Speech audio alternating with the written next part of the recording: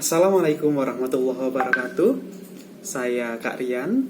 Saya instruktur Krida Bina PHBS.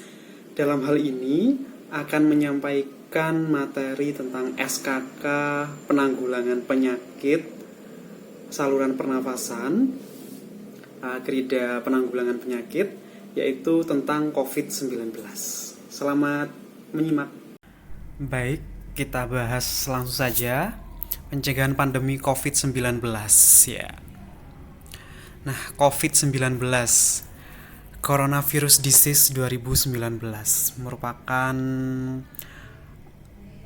virus baru ya, menyebabkan penyakit COVID ya.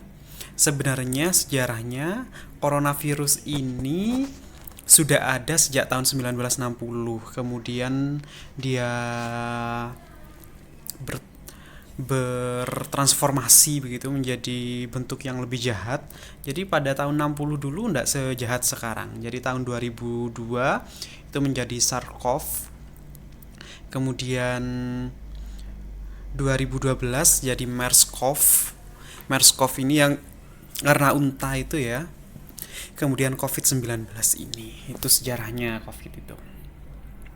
Sebenarnya apa COVID-19 itu? Novel Coronavirus 2019 nCoV adalah jenis baru coronavirus yang belum pernah diidentifikasi sebelumnya pada manusia.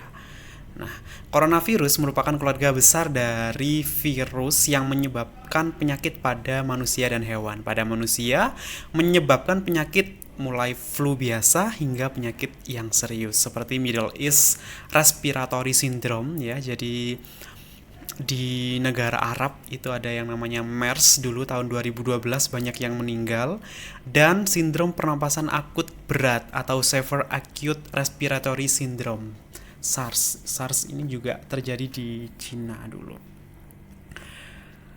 Kemudian COVID-19 ini awal-awal di Wuhan, China ya, kemudian sampai masuk di Indonesia hingga saat ini.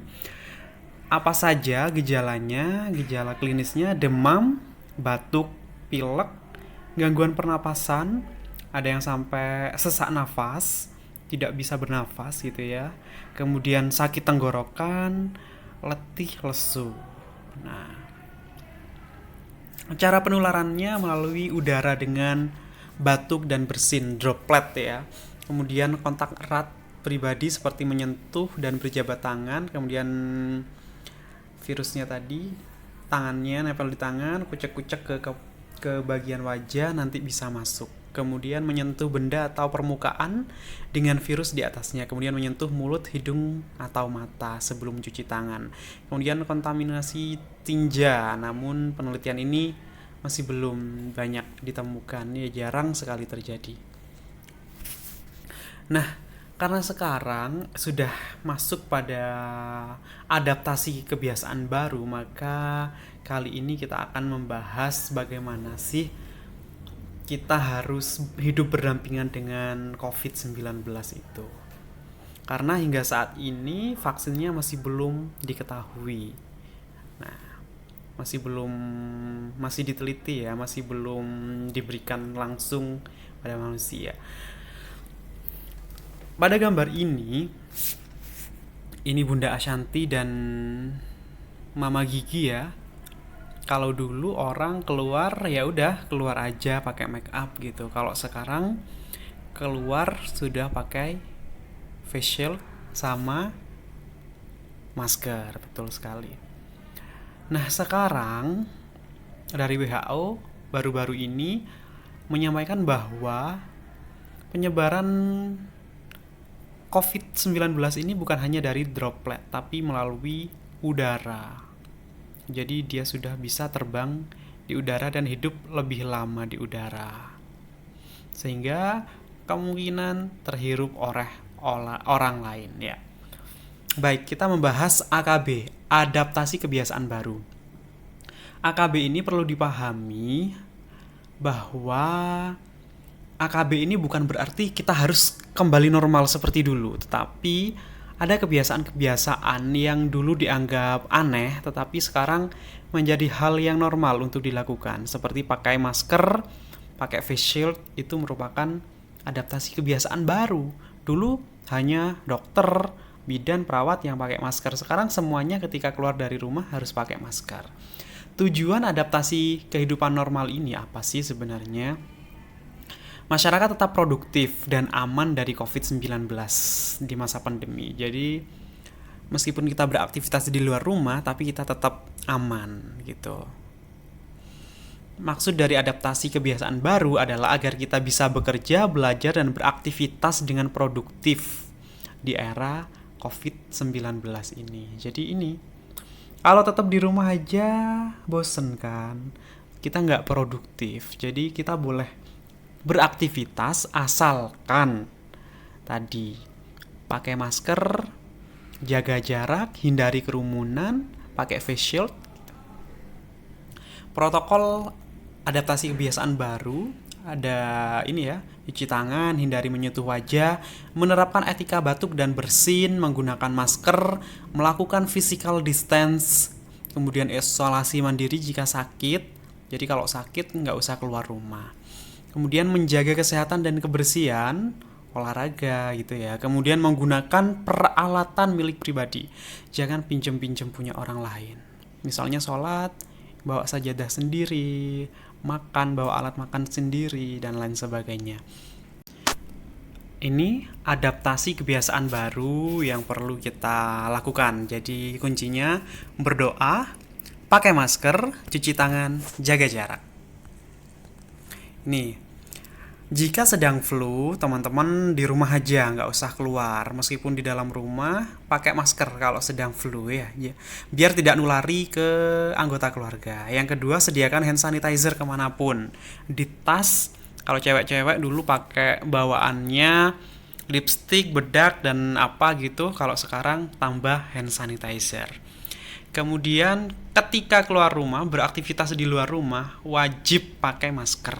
Kemudian tetap jaga jarak minimal 1-2 meter. Tetap jaga jarak ya. Kemudian setiba di rumah, ketika adik-adik habis keluar, habis belajar, adik-adik nanti langsung mandi, pakaiannya langsung direndam. Sering-sering cuci tangan pakai sabun dengan air mengalir. Kalau dulu cipika-cipiki salaman, kalau sekarang halo gitu aja, assalamualaikum gitu. Jadi nggak perlu bersalaman dulu. Kemudian gunakan alat transaksi elektronik. Ini masih belum kita ya. Tapi kalau adik-adik udah canggih ya kayaknya, jadi pakai ShopeePay, pakai GoPay, dan lain sebagainya. Kemudian tetap jaga jarak. Misalkan adik-adik naik kendaraan umum, jaga jarak. Misalkan antri di puskesmas, tetap jaga jarak. Atau duduk di tempat umum, jaga jarak. Bagi balita dan lansia di rumah saja, karena ini merupakan penduduk yang rentan.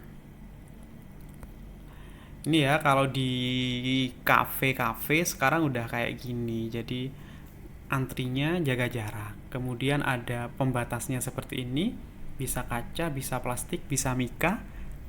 Termasuk di puskesmas sekarang sudah ada ya, di bank itu juga ada. Ini baristanya pakai face shield sama masker. Nah ini ya, adaptasi kebiasaan baru di pasar atau di mall. Jadi tetap pastikan tetap jaga dalam keadaan sehat ya sebelum keluar rumah. Kalau pilek-pilek, batuk gitu nggak usah keluar dulu. Hindari menyentuh wajah. Tetap di rumah jika sakit. Sering cuci tangan ya, sama lah ya, tetap jaga jarak. Intinya sama, jadi selalu pakai masker, jaga jarak gitu. Sering-sering cuci tangan. Ini ya di dalam tasnya. Jadi adik-adik ada tisu kering, tisu basah, alat ibadah pribadi, hand sanitizer.